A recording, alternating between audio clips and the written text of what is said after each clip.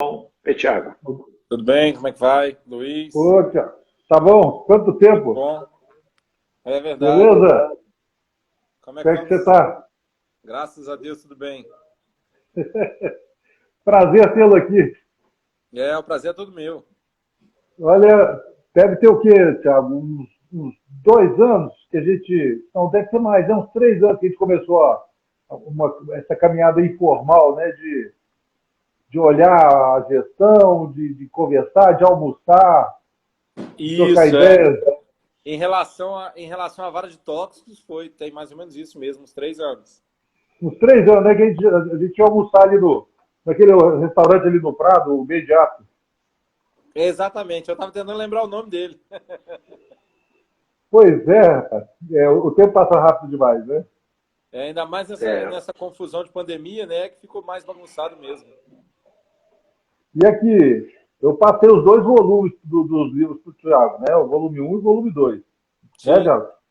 Você teve a oportunidade de ler os livros? Como é que foi? Na verdade, eu li os dois, usei muito os dois para fazer o planejamento estratégico lá da minha unidade judiciária.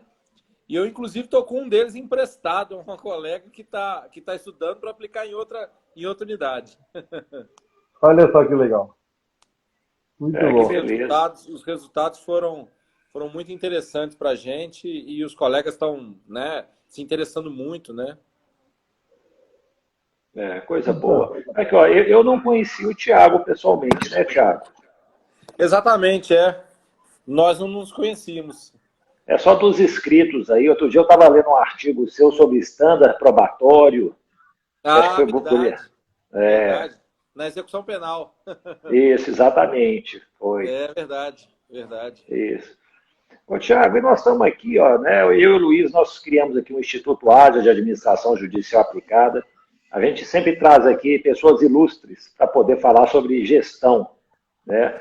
E o Luiz aí tem conversado com você, né? Você tem feito um ótimo trabalho aí na vara de tóxicos, é a terceira vara, não é isso? Terceira de tóxicos e crime organizado, exatamente. Isso.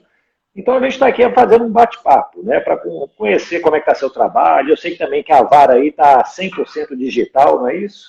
Essa foi mais uma Mais uma. circunstância. Eu acho que essa o Luiz nem teve tempo de tomar ciência dela, né?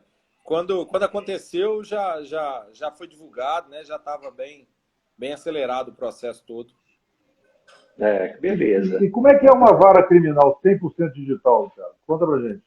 Olha, é interessante porque eu cheguei perto de viver essa experiência na execução penal, né? Mas quando nós terminamos o processo eletrônico na vara de execução penal em Valadares, eu acabei que vim para Belo Horizonte, né? Então, eu não tinha vivido isso. Hoje eu tenho vivido isso e é uma realidade completamente diferente do nosso cotidiano. Eu tenho reparado algumas questões meio de hábitos de tramitação de todos que estão mudando, né? Então, isso está virando uma nova realidade completamente diferente. E estamos, no meu caso lá, todos experimentando essa nova realidade já com bons resultados, graças a Deus.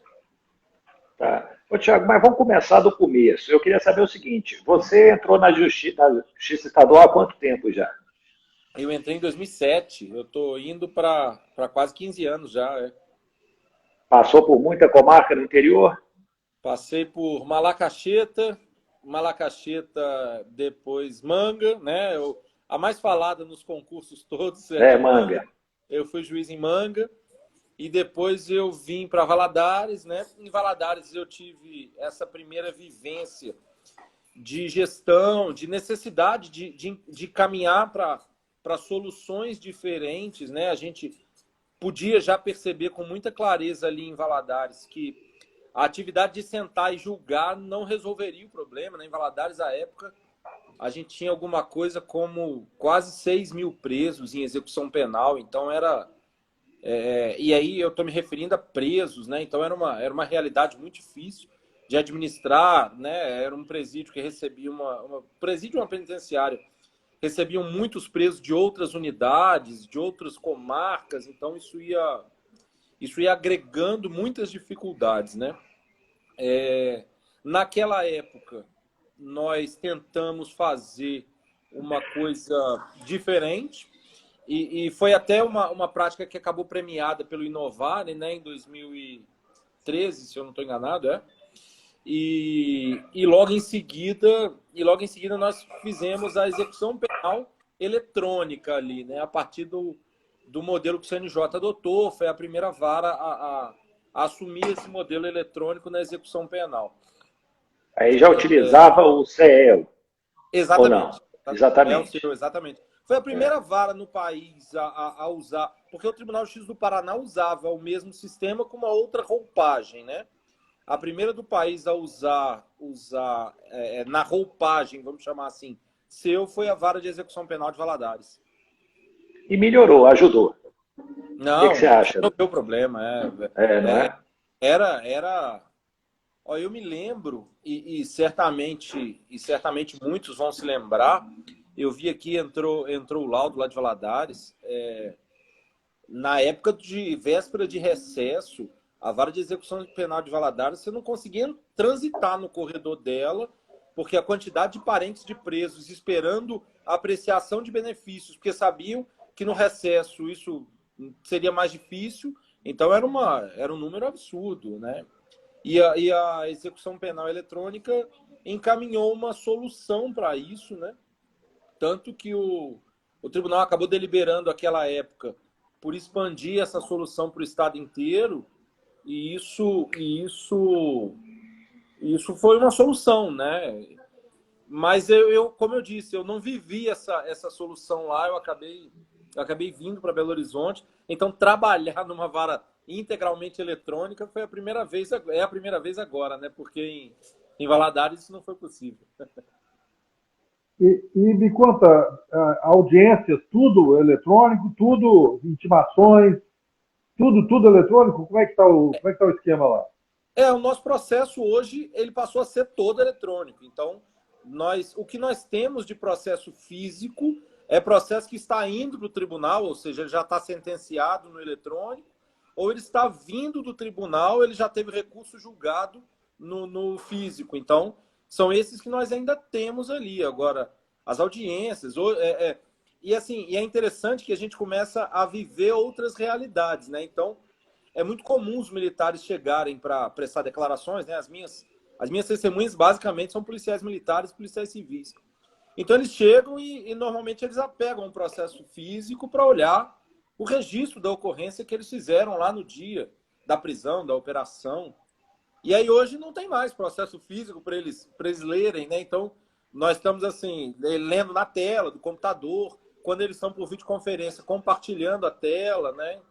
Mas são desde pequenas coisas que tem, sobretudo, trazido uma diferença absurda no resultado, na tramitação. Então, hoje mesmo, eu conversava com um promotor, ele falava comigo que falou, não, eu apresentei 2 denúncias hoje. Aí eu falei, não, eu vi, já despachei elas. Eu falei, como? Mas eu apresentei hoje de manhã. Eu falei, sim, mas eu despachei hoje de manhã. Então, quer dizer, e hoje de manhã, especificamente, eu estava despachando em casa, né? Então, ele protocolou no eletrônico de casa, eu despachei no eletrônico de casa, e isso já tá na fase de oficial de justiça para notificar a pessoa, né? Então, a tramitação mudou completamente a realidade. Isso exigiu uma mudança da realidade da secretaria, né? A secretaria trabalhava por tarefas e passou a adotar outra forma de divisão dessas atividades, porque entendeu que boa parte das tarefas que eles faziam não tinham mais sentido em continuar existindo, né? E tem sido essa a evolução, uma evolução muito gratificante. Tá, você de Valadares para Belo Horizonte, você já foi direto para a terceira vara ou não? Não, eu fiquei em função administrativa Não. 2 anos, eu fiquei designado como auxiliar da presidência 2 anos, né? Então, Foi, tá. fiquei afastado. E como é que foi essa experiência lá na presidência? Foi com qual presidente? Foi? Presidente Herbert. Herbert, Foi uma experiência muito enriquecedora, porque ela me parece que deu uma visão de conjunto, né? A gente tem A gente desenvolve visões, percepções e opiniões, sobretudo, a partir do nosso ponto de vista, mas eu tenho cada dia mais tido essa impressão de que o nosso ponto de vista, muitas vezes, ele é muito segmentado, muito compartimentado. O exercício de qualquer função administrativa no judiciário contribui para isso, para essa visão mais ampla do todo, né, da realidade da situação do judiciário de modo mais amplo, né? Então, para mim, foi muito gratificante. Eu acho que foi mais difícil do que a jurisdição propriamente dita, mas foi uma experiência muito gratificante. Eu acho que eu conheci o Thiago, o Carlos, lá em Neves. Né? O Dr. Herbert foi lá inaugurar, eu acho que foi a implantação do seu, eu acho não? que foi a implantação do seu, acho que foi isso. Isso, e eu fui para a cerimônia lá tal, e aí a gente conheceu, né? Acho que foi a doutora Lívia que nos apresentou. Isso, a Lívia, assim. Exatamente. E ali mesmo eu estava com os livros para distribuir os livros do Dr. Herbert, etc.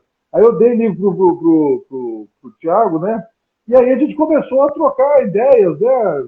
E a gente almoçou algumas vezes e tal, sobre as questões que ele estava deparando na hora que a gente chegou lá na Tóxicos, né? Exatamente. Uma falta de audiência, um horizonte infinito de falta de audiência, né, Thiago? Na verdade, essa é uma dificuldade muito marcante da jurisdição penal, né? A gente acaba que tem um cotidiano de audiência muito pesado, né? E a gente ficava tentando achar uma solução para aquilo, né? Porque não tem jeito, né? A gente tem uma limitação humana, a gente tem uma limitação temporal, né? Eu gostaria muito de fazer 3.000 audiências num período, né, de um ano, mas nem sempre isso é viável, né? Então, assim, a gente confrontava-se muito com essa realidade e essa é uma realidade que é muito comum na jurisdição penal, é uma dificuldade que é muito comum na jurisdição penal, acho que do país inteiro, e no caso específico da unidade em que eu titularizei, que é a terceira, né? Essa era uma questão bem evidente. Ô, Thiago, parece que você tinha uma pauta extensa, né? E isso aí que você conseguiu reduzir, não é? Na verdade, assim, a minha pauta, ela era, à época, se eu não estou enganado, em 2019, que foi quando eu titularizei, na verdade, eu titularizei final de 2018, mas bem no finalzinho do ano. Ela era, se eu não estou enganado, para 2023. Então, nós já tínhamos entrado em 2023. A gente estava com uma pauta aí de quase 4 anos. Era um pouco menos, né, contados por meses, mas a gente já estava em 2023. Como é que era o ritmo de audiência nessa época, assim, para chegar nesse... Qual que era a rotina? Era todo dia, 3 vezes por semana? Não, eu acho que não consigo te dizer, porque eu não era titular da época, né? Mas, assim, sem medo de errar, eu acho que você não acha uma jurisdição penal que não faça audiência todo dia. Acho que todo mundo faz audiência todo dia, né? Não posso garantir, mas acho que era uma realidade, essa é uma realidade comum, não tem como evitar, né? E o que desafiava naquele momento era exatamente isso, ou seja, percebendo que se realizavam audiências regularmente, todos os dias, ainda assim nós tínhamos uma pauta com uma tendência de crescimento, né? Ela não tinha perspectiva de diminuição, ao contrário, né? Esses dias eu ainda brincava com um advogado e falava assim, olha, eu não tenho perspectiva do tráfico diminuir as atividades dele, então eu não tenho perspectiva da jurisdição de tóxicos diminuir as atividades, né? E o que me pareceu muito claro que nós deveríamos adotar uma sistemática de trabalho diferente, do contrário não teria resultado. E a partir daí, nós passamos a fazer um cálculo que me parece, e hoje até nós conversávamos sobre isso com a outra colega juíza, sobre a necessidade de se identificar qual é o número de audiências que nós precisávamos fazer por mês. Então, porque não tinha muito sentido eu ficar fazendo audiências aleatoriamente sem saber, olha, E esse mês, eu consegui diminuir ou não, né? E aí, numa das conversas com o Luiz, a gente chegou a essa percepção da necessidade de identificar, e nem sempre é simples fazer isso, quantas audiências a gente precisaria fazer num período de um mês, né? Óbvio, o número de processos distribuídos é um número, mas numa realidade como na vara de tóxicos e organização criminosa, isso é só um número, não é uma realidade, porque na época nós chegamos a uma identificação, se eu não estou enganado, de 68% de processos distribuídos por mês que demandariam uma audiência. Então, tendo em vista o número das minhas audiências, das minhas distribuições no mês, eu conseguia chegar muito claramente com um número. Eu preciso fazer tantas audiências naquele mês. E aí passamos a primeira frustração, que foi a identificação de que não adiantava eu marcar aquelas tais audiências, aquele número de audiências para aquele mês. Eu precisava concluir aquelas instruções naquele mês. Porque, do contrário, eu marcava, e isso também, infelizmente, é muito comum na jurisdição penal, é a gente ter 4, 5 audiências num único processo, né? Então isso causava essa dificuldade, né? Só um minutinho. Tá, se eu não consigo ouvir. Porque estão ouvindo aqui em casa e do meu lado. Aí não dá, né? Então, tem que botar o fone. Aí não dá. Então, nós passamos a identificar isso, ou seja, nós teríamos que fazer mais audiências e concluir essas audiências naquele período para ter um viés de baixa. E foi muito interessante porque com esse número identificado, calculado, né, nós conseguimos que não houvesse resistência a essa proposta. Ou seja, a pauta de audiências aumentou muito. No ano de 2020 foi o primeiro ano da pandemia, né? No ano de 2019, nós tivemos audiências, assim, números avassaladores de audiências marcadas e tendo que realizar justamente por conta desse cálculo. E o que mais me chamou a atenção foi que todos os envolvidos, sem nenhuma exceção, promotores, defensores, servidores, todos identificaram que aquele era um esforço concentrado naquele período, que estava fundado num estudo, não era, né? Preciso fazer mais audiências, né?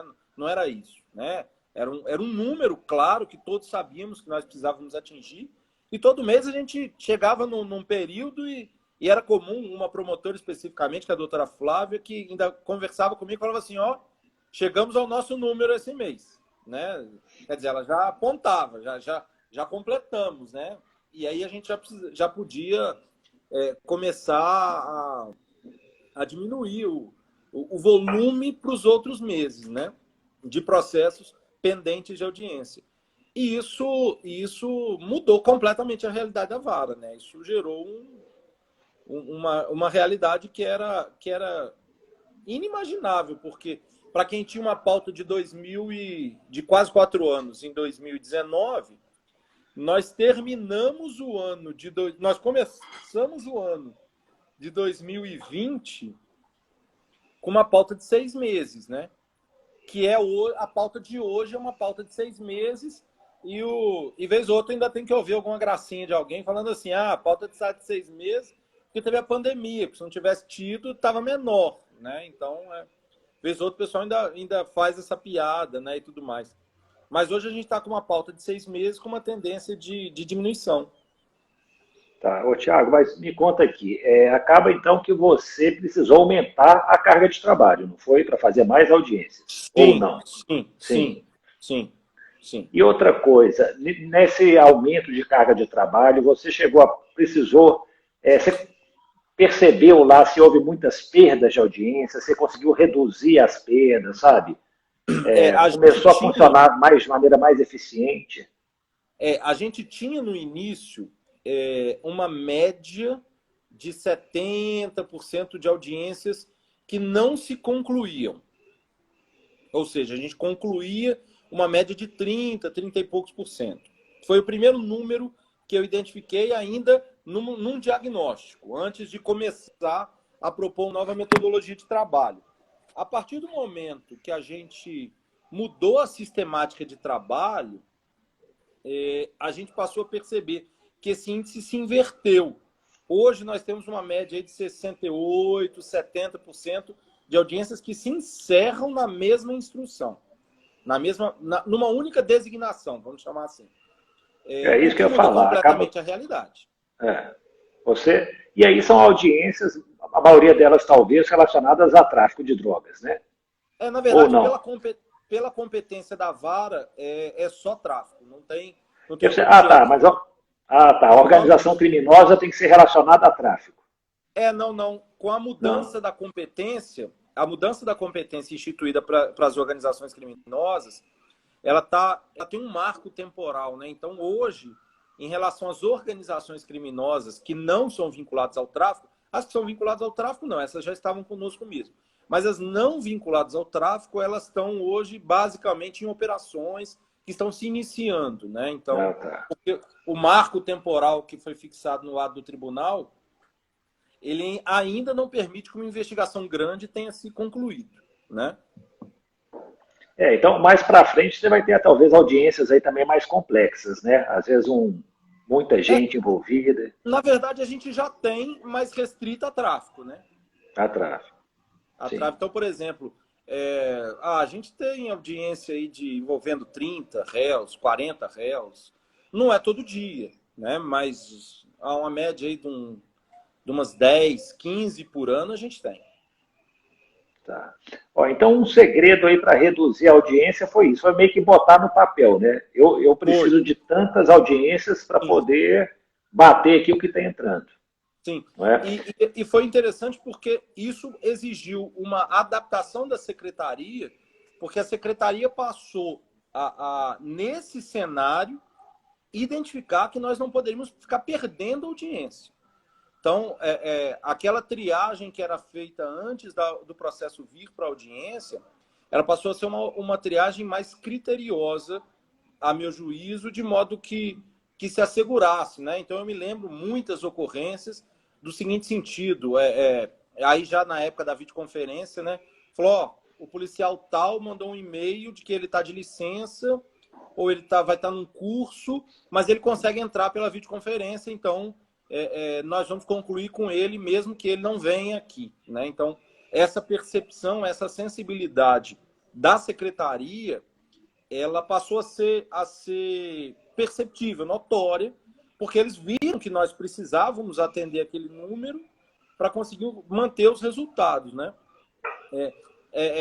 Meio que não existia, e aí eu não estou dizendo que existisse antes, né? Mas eu estou dizendo assim, não existia aquela história de lavar as mãos, só. Eu expedi os mandados, está aqui o processo, o que vai acontecer, não sei, não é problema meu. Isso passou nós passamos a ver toda a equipe envolvida nesse cenário, de assegurar que aquele mandado fosse devolvido antes da audiência, de se ver uma informação de um telefone, mas a testemunha não foi localizada, de tentar fazer um contato por telefone. Essa passou a ser uma atividade muito notória entre todos os envolvidos. Tiago, quer falar, Luiz? Diga lá. Eu fiquei lembrando daquela vara criminal que a gente trabalhou com eles lá no Piauí, que o pessoal liga para policial, se por algum motivo ele não está lá, não confirmou, liga para ele, na hora ele fala, vou estacionar o carro aqui, estaciona o carro e participa por videoconferência, faz o testemunho ali na hora e vamos que vamos, né?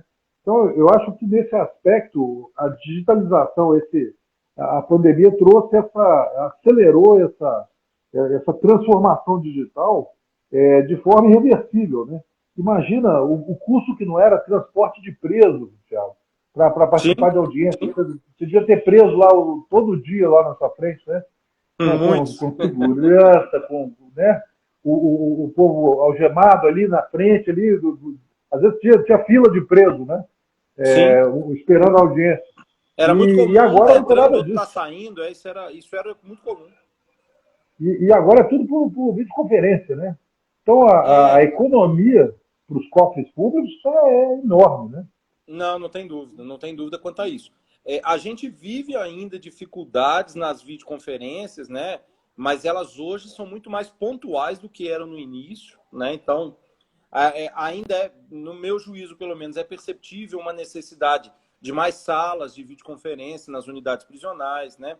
A gente ainda tem aquele pessoal, sobretudo as testemunhas, que entram e aí você vê, às vezes até um certo grau de descompromisso com a situação, né? Então o sujeito entra, mas aí você vê que ele está num lugar que não tem sinal, quer dizer, ele sabe que vai ter audiência naquele horário, mas ele não cuidou de estar numa situação minimamente. Eu até nem me incomodo, eu sei que tem colegas que se incomodam, mas eu nem me incomodo que ele esteja na rua.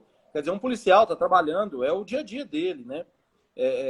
Mas tem que ter uma condição mínima. Esses dias teve uma testemunha rolada que a hora que ele entrou, você vê que ele estava no meio de um pasto, então com chapéu até de trabalhador rural, sabe? E aí o sinal não era suficiente, né? E eu até falei com ele, eu falei, olha, o senhor é testemunha, o senhor tem que, de algum modo, estar disponível aí, minimamente eficiente, né? Mas hoje isso é muito mais pontual do que era antes. Acho que tem evoluído bastante nesse aspecto. Ô, Thiago, aqui, ó, o Zacarias Neto te elogiou muito aí no início, está falando agora do Tribunal... Meu primo, é covardia, né? Tribunal lá do Espírito Santo que está engatinhando aí na virtualização dos processos. E deixa eu te falar, você tem uma equipe que cuida da audiência, é uma pessoa só que se encarrega de marcar, como é que funciona isso lá? Não. A gente tem umas diretrizes de marcação e a equipe do gabinete inteira pode marcar dentro daquelas diretrizes. O que eu quero dizer com diretrizes, né? Se é um réu, tanto tempo, 2 réus, tanto tempo, se o processo é mais recente, se está preso, quantas testemunhas, se é mais de um advogado ou não. Então, essas diretrizes a gente tem elas retratadas numa regra, vamos chamar assim. E aí a equipe do gabinete inteira marca, eu nem marco mesmo, né? Quando é remarcação, então, por exemplo, uma instrução não termina porque uma testemunha não compareceu. Então vai ter que remarcar para ouvir essa testemunha. Nesse caso, a gente fixa lá na própria audiência mesmo, todos já saem intimados, até para facilitar o serviço da secretaria. Então, na designação e redesignação, o funcionamento é esse. Já no cumprimento, vamos chamar assim, ele entra na rotina da secretaria. Enquanto os processos eram físicos, nós tínhamos uma parte da equipe encarregada desse cumprimento. Agora que os processos são eletrônicos, né, todos cumprem e todos expedem, né, os atos respectivos. O que a gente tem o cuidado de fazer, isso para mim, aumentou muito o resultado de eficiência, o que a gente chama de índice de eficiência da audiência, né? Quer dizer, ela abriu e encerrou a única audiência. O que a gente percebeu que mudou foi ter pessoa para fazer triagem antes. Então, antes da audiência, é feita uma triagem para assegurar o resultado dela. Então, normalmente, quando a audiência não vai se concluir, a hora que ela abre, eu já sei que ela não vai se concluir, porque já tem lá o registro. A testemunha tal está viajando, ou a testemunha tal não foi localizada, não tem endereço, né?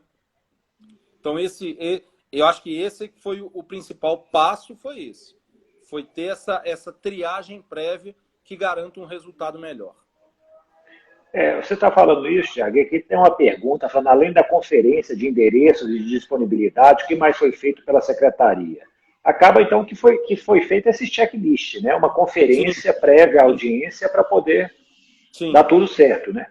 Então, não é comum, por exemplo, vez ou outra acontece, mas não é comum, por exemplo, chegar na hora da audiência e os links não terem sido enviados, né? Os links já foram, a sala virtual já foi criada, os links já foram enviados, né?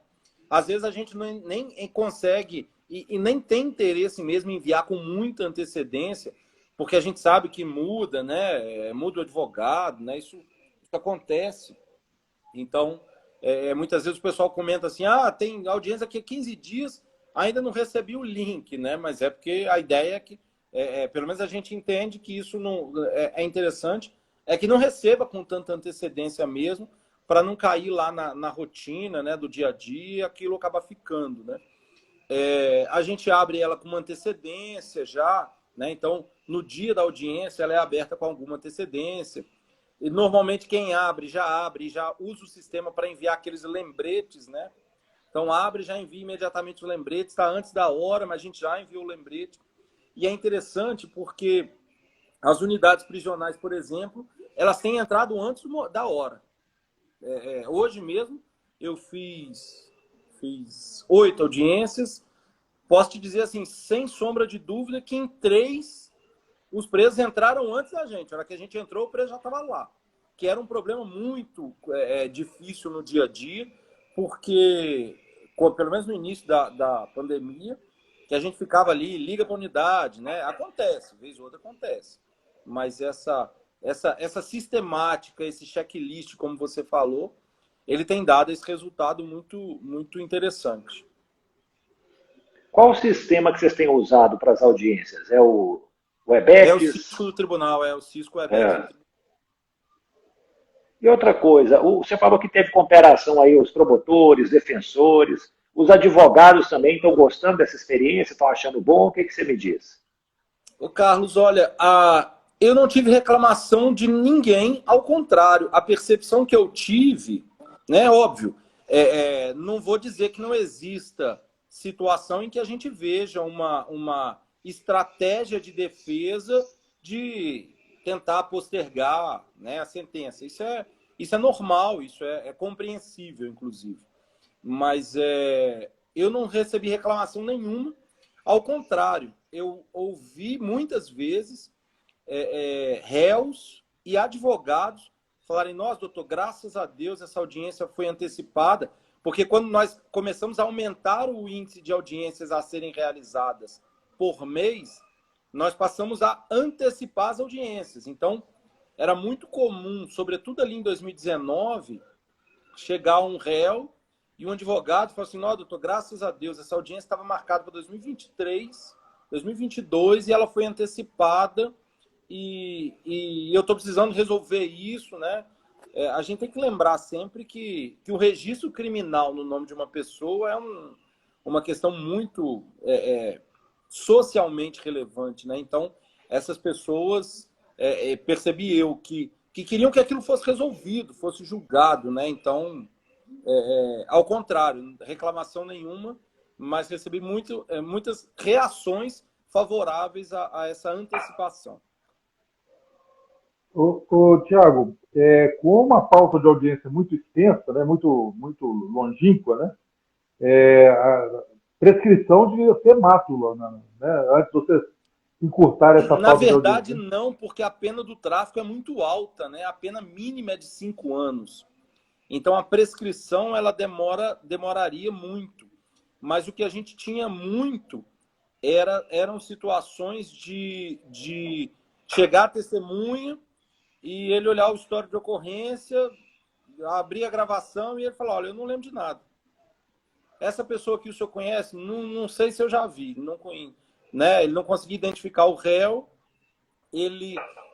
Uma situação também que a gente viveu muito nesse contexto eram pessoas que falavam assim: olha, esse lugar aí que está referido na denúncia como local do tráfico não existe mais, porque foi realizada uma obra do anel rodoviário, uma obra da BR para o aeroporto de Confins, né? E aquela região ali não existe mais esse lugar, né?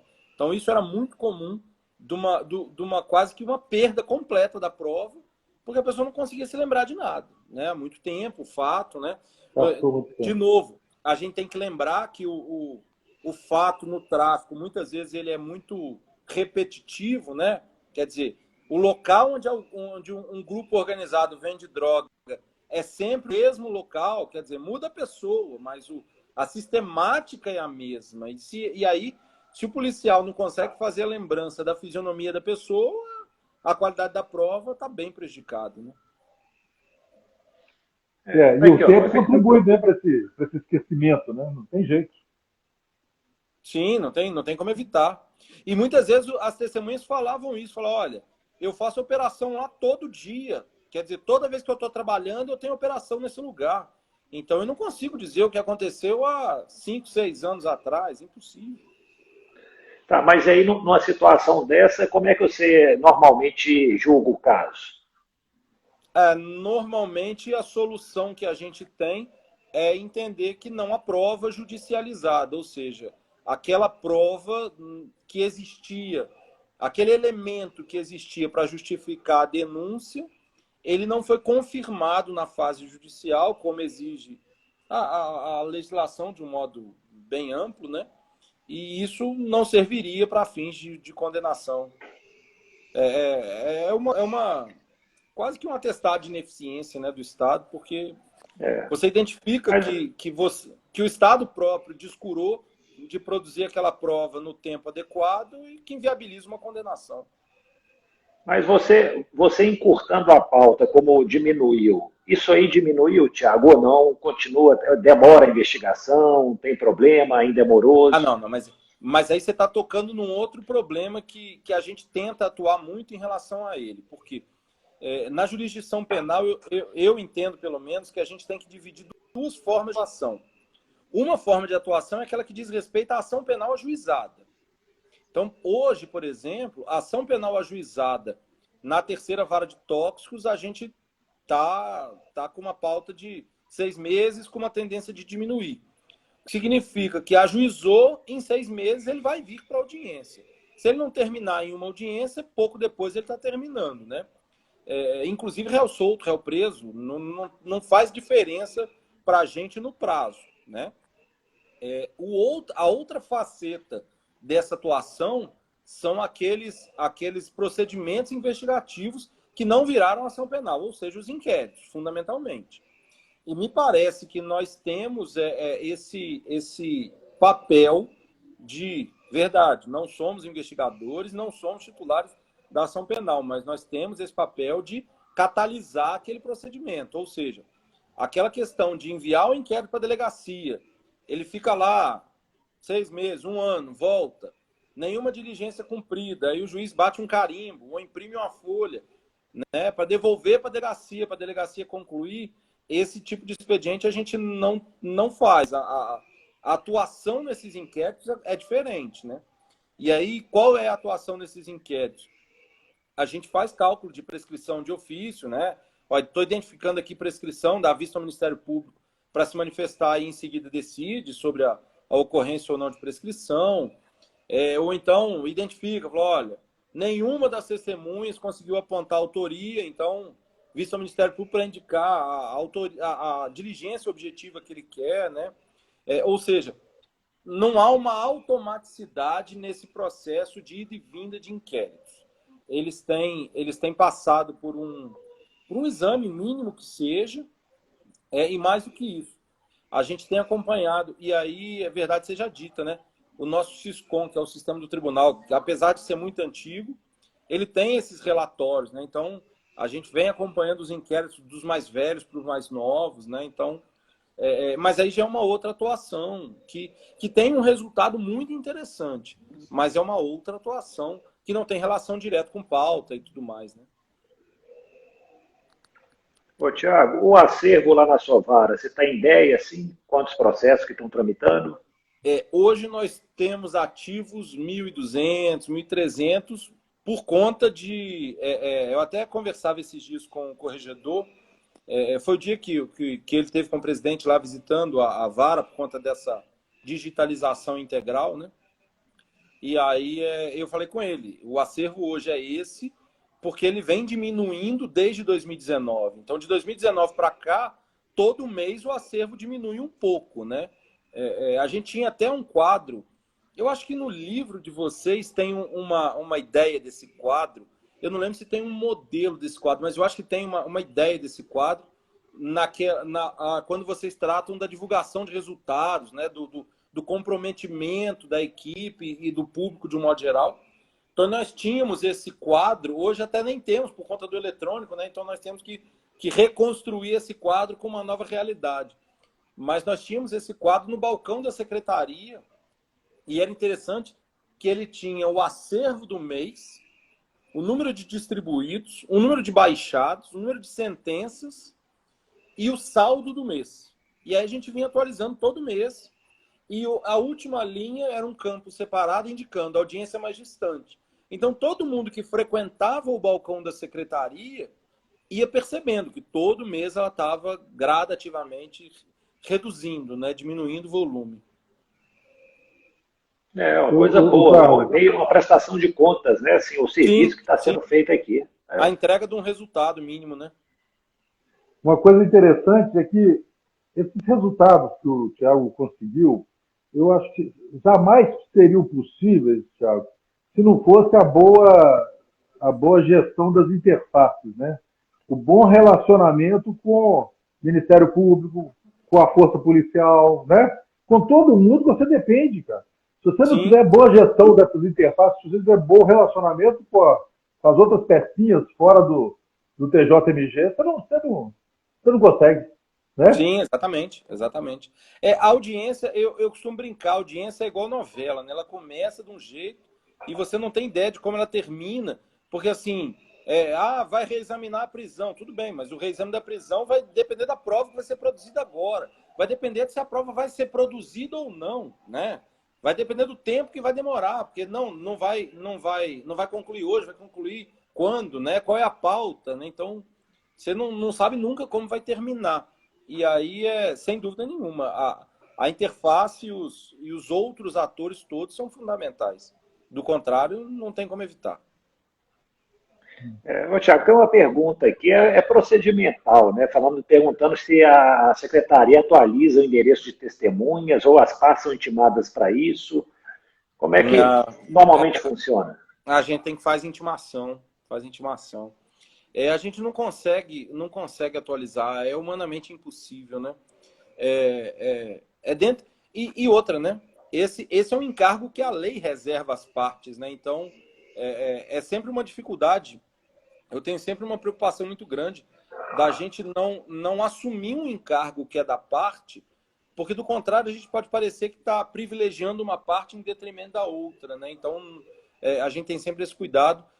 No eletrônico ficou muito mais fácil, né? Porque junto o mandado já não certificou, já não identificou, automaticamente já fica intimado, né? E aí gera a máquina anda sozinha praticamente, vamos dizer assim. Né? E me diz uma coisa, você está preferindo a audiência virtual ou está com saudade da física, da presencial lá no fórum?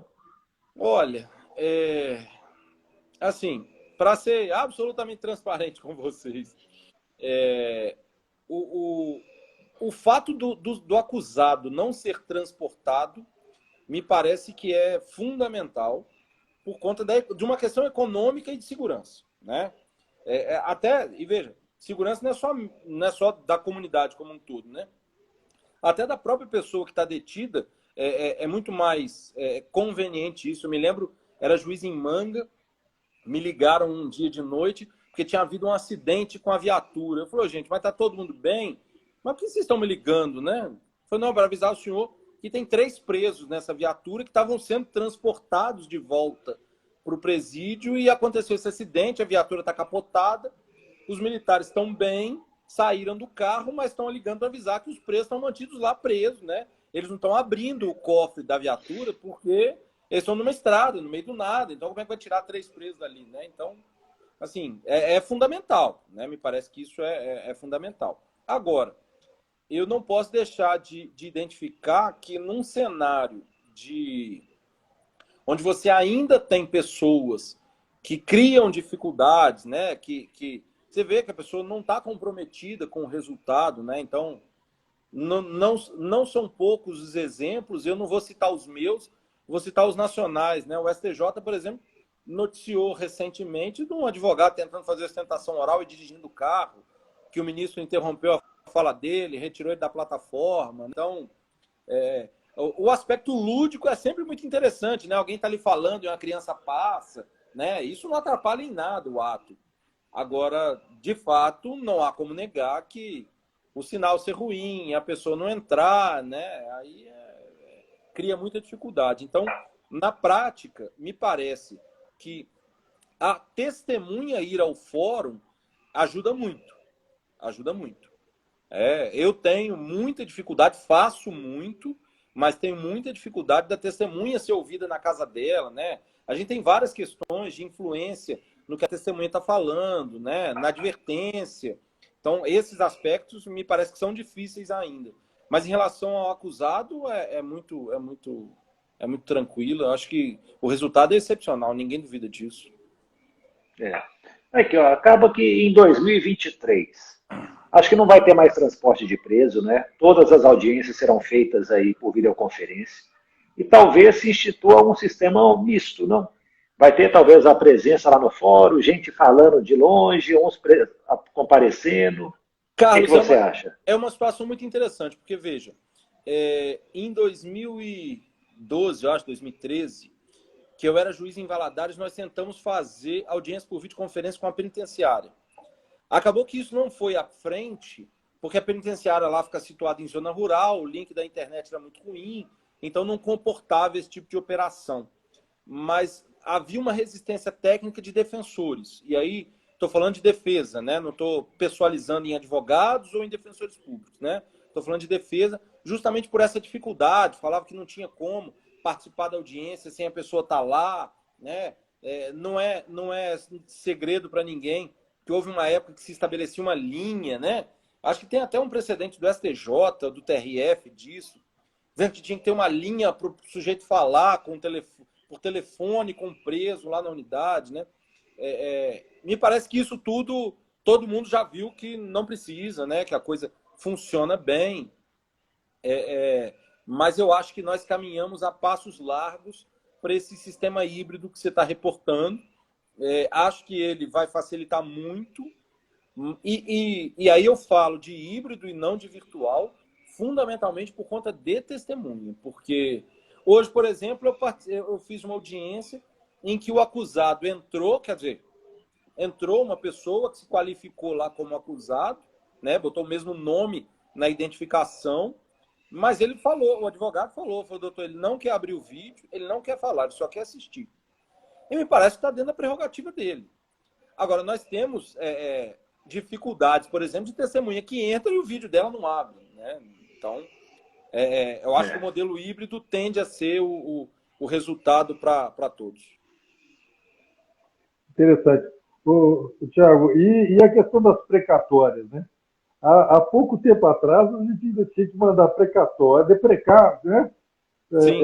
Outros estados para colher um testemunho, né? Isso tudo já é coisa do passado, eu acredito, né? Aí eu vou falar da minha realidade, porque eu não sei como é que estão em outras situações. Porque foi como eu disse, eu tenho uma particularidade muito grande na minha jurisdição que, sei lá, 100% das minhas testemunhas são policiais. Então, quer dizer, não haverá, eu quero crer, né? Não haverá chance no promotor de justiça denunciar alguém por tráfico e rolar como testemunha alguém que vai lá dizer que comprou droga daquela pessoa, né? Ele não vai lá fazer isso, né? Então, desde o início da pandemia, Luiz, quando começou a videoconferência, nós especificamente já não fazíamos mais precatória. A gente oficia, e é interessante, porque a gente não oficia nem para a vara. Então, se eu tenho alguém para ouvir em Valadares, desde o início da pandemia, eu não oficio mais para o juiz de Valadares. Eu oficio para o batalhão da polícia de Valadares, para que o batalhão da polícia indique o e-mail onde a testemunha tal tem que receber o link para participar da audiência do dia tal às tais horas.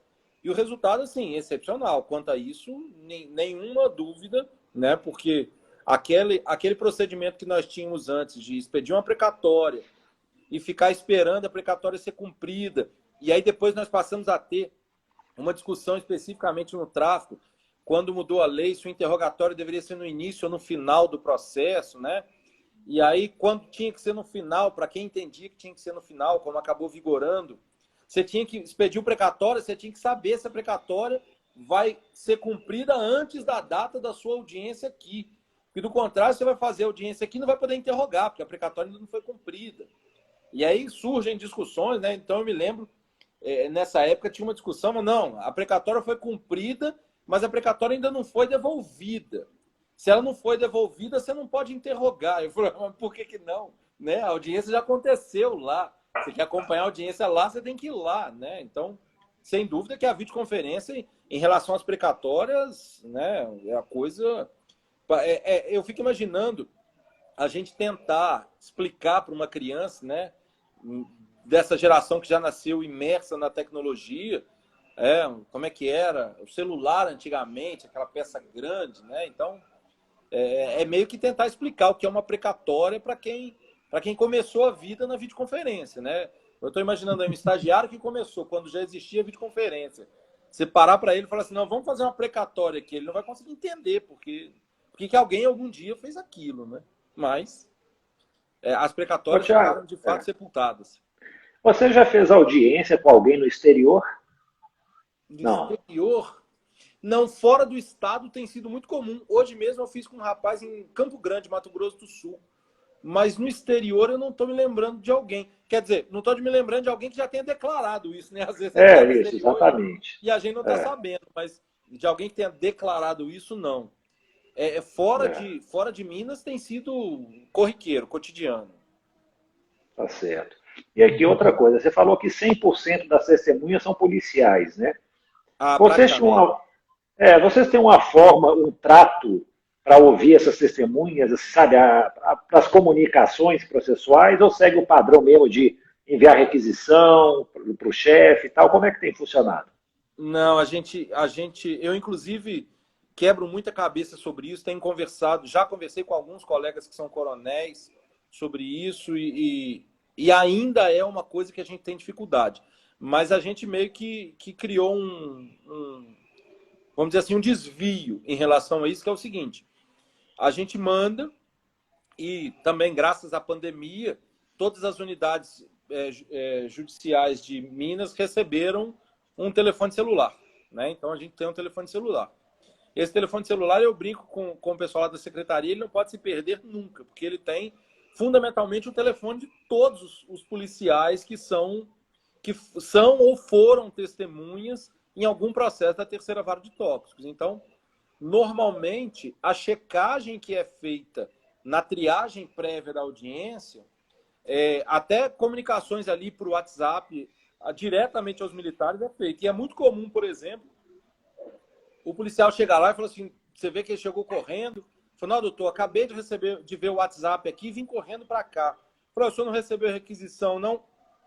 Ah, não recebi, se perdeu em algum lugar, né? Então, a gente manda a requisição, mas a gente tem sim essa sistemática de mandar um WhatsApp e tudo mais.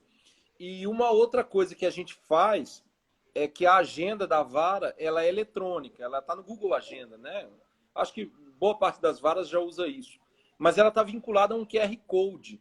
Então, todo ofício que vai requisitando testemunha, policial, civil ou militar, ele já tem esse QR Code impresso no ofício.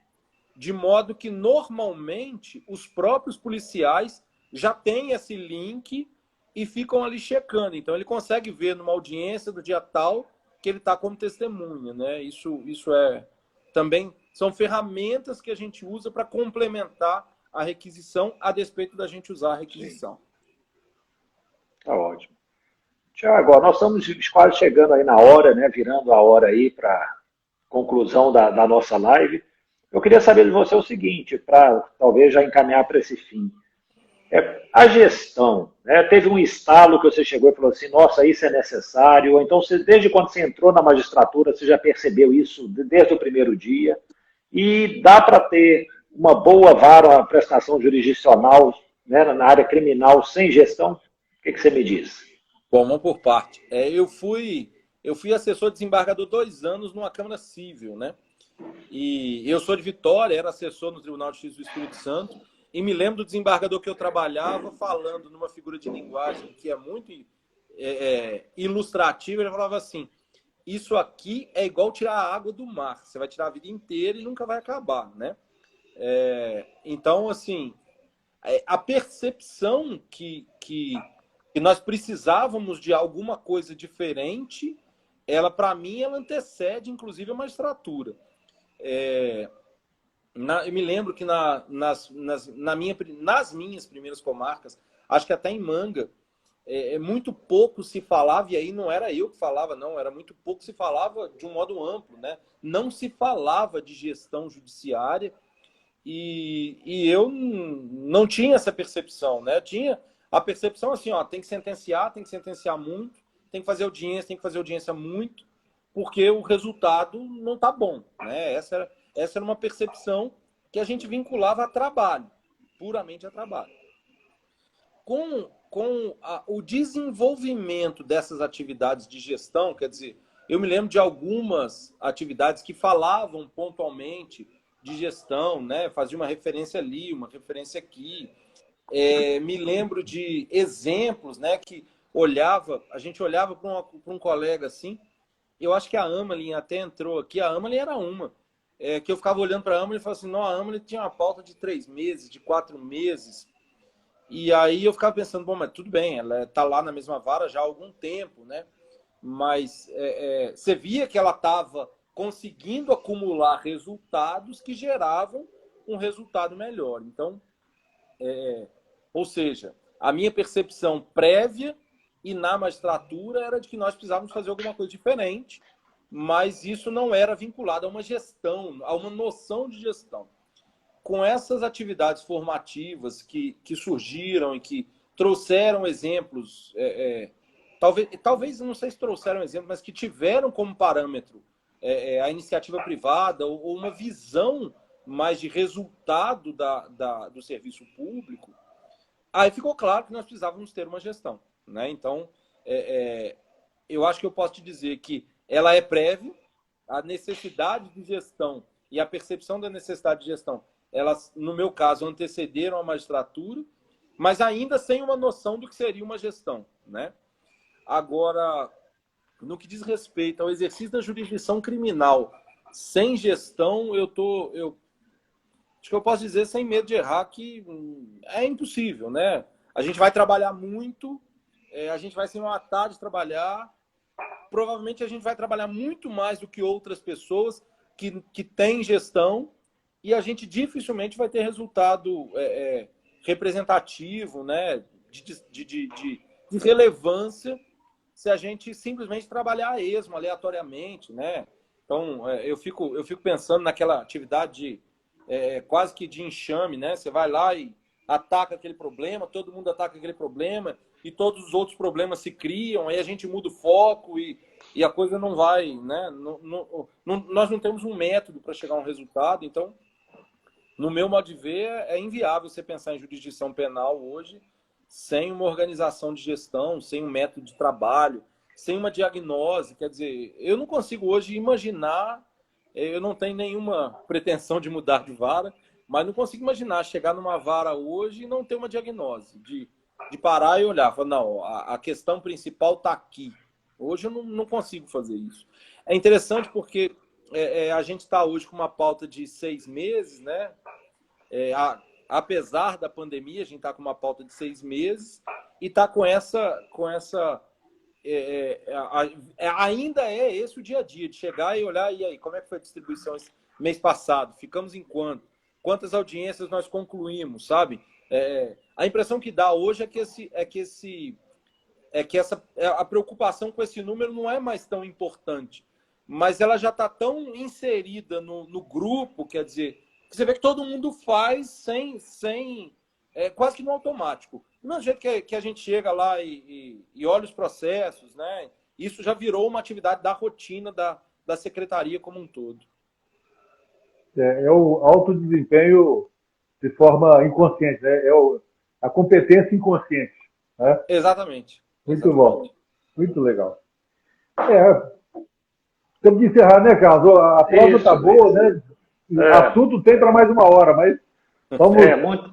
Muita gente elogiando aqui, Thiago. Depois dá para ver as mensagens aí. Nós agradecemos muito a audiência de todos e a sua participação, né, Thiago? Foi ótimo aí conhecê-lo. Vamos ver se a gente estreita aí, nos aproximamos cada vez mais. A gente sempre quer tratar aí da gestão no judiciário. Nosso judiciário precisa de mudanças, e precisamos de cabeças boas para que essas mudanças aconteçam. Não é verdade? Essa pauta, essa live, ela é disponibilizada no nosso canal do YouTube. YouTube/Instituto Haja. Então lá tem dezenas de lives e essa aí vai ser disponibilizada lá. A outra coisa importante a falar é sobre a nossa comunidade de gestão, a comunidade de prática. Nós vamos lançar uma comunidade de prática, Thiago, e seria muito interessante se você pudesse nos brindar com a sua presença lá, né? Entrar lá na comunidade, ser um formador de outras pessoas inteligentes para comandar o judiciário. Tá bom? É um prazer, é um prazer. Eu agradeço muito a oportunidade de discutir com vocês. É sempre. O Carlos eu não conhecia, mas o Luiz é sempre muito interessante essa visão externa da nossa atividade, né? Essa percepção de como as coisas estão evoluindo e como as pessoas veem a nossa atividade, né? Isso aí. Obrigado, Thiago. Obrigado a toda a audiência. Obrigado. Até a próxima.